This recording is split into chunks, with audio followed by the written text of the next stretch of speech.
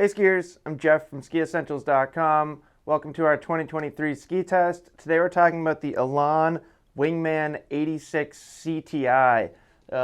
This is essentially the flagship model of the Wingman line. It's the widest, it's got all the technology, and it's just so much fun to ski. One of my favorite kind of mid-80 all-mountain carver skis. Just a tremendous ski, extremely rewarding. I think Elan's done a great job both with the Wingman and the Ripstick line. And there is some similarities between the two. So to start, we use a tube-light wood core in this ski, and then we get this Titanal laminate that's actually asymmetrically designed. So that's something that's kind of important to Elan's manufacturing and whole concept of ski design. We do get left and right skis. So this is the right ski, which means you get more metal along the inside edge. You can kind of see there's no metal over here, just positioned along the inside edge. It is full width underfoot, and then kind of does the same thing in the tail. So you get that strong metal feel on the inside of your outside ski, which is kind of the most important place to have it.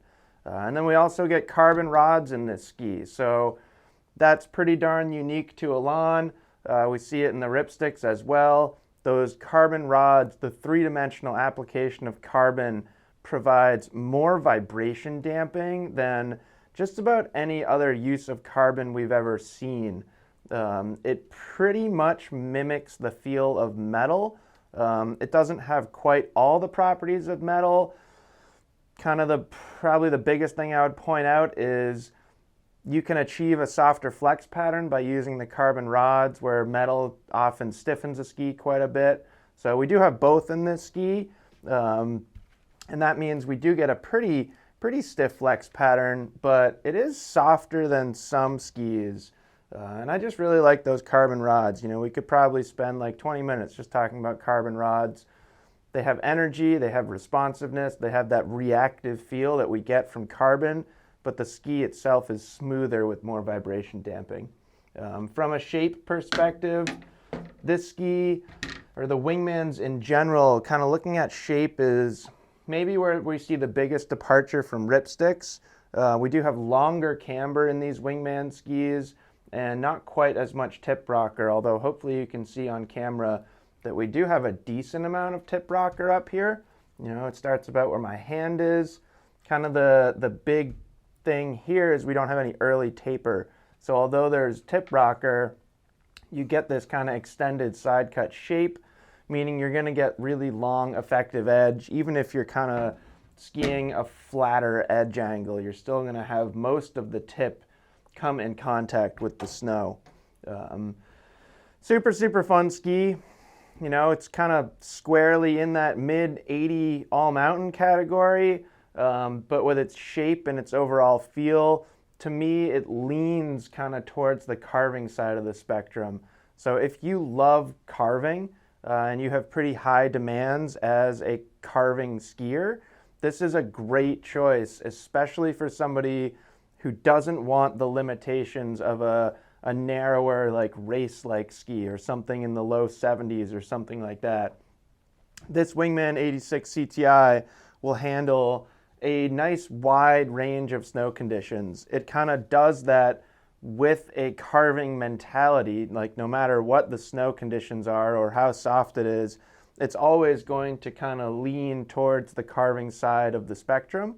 But I think what's great about it is it allows you to ski with that style kind of no matter what the conditions are. So say you get some fresh snow, say the groomers are kind of chopped up at the end of the day, this ski won't get bogged down. You're less likely to boot out if you're at a high edge angle because you've got a little bit more width underfoot.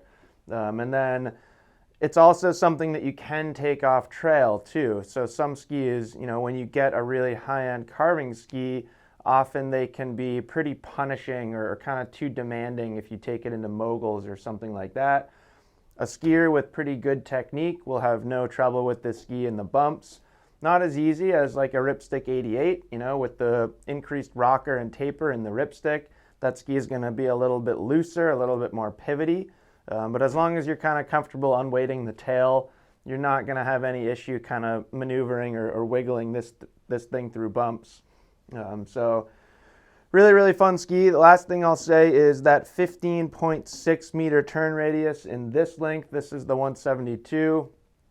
That is on the shorter side of the range of turn radii. It's not super short. We're not slalom short, but I like that turn radius for a ski like this because it just gives you a more just more rewarding experience, in my opinion. You know, if we're not in a race course and we're not shaving like milliseconds off of our race times, it doesn't matter. You know, the goal of a ski like this is to have fun, to give yourself that rewarding skiing experience, and having a kind of shorter turn radius just means the ski is going to come across the fall line a little bit more easily, just feel a little bit more responsive, a little quicker. I like that. You know, there are some skiers that will want longer turn radii, and that's fine. There's plenty of skis out there, but I think it's great. You know, it's not so short that you feel like you're just turning and turning and turning and turning and turning and get really tired on a single run. But it's short enough that the ski feels responsive, gives you good control over your speed because you can get it to kind of come across the fall line and like go back uphill, which is a great way to control speed while you continue to carve. So that's one of my favorite things about it. That's the Elan Wingman 86 CTI. Let us know if you have any questions about it, and we'll see you out there on the hill.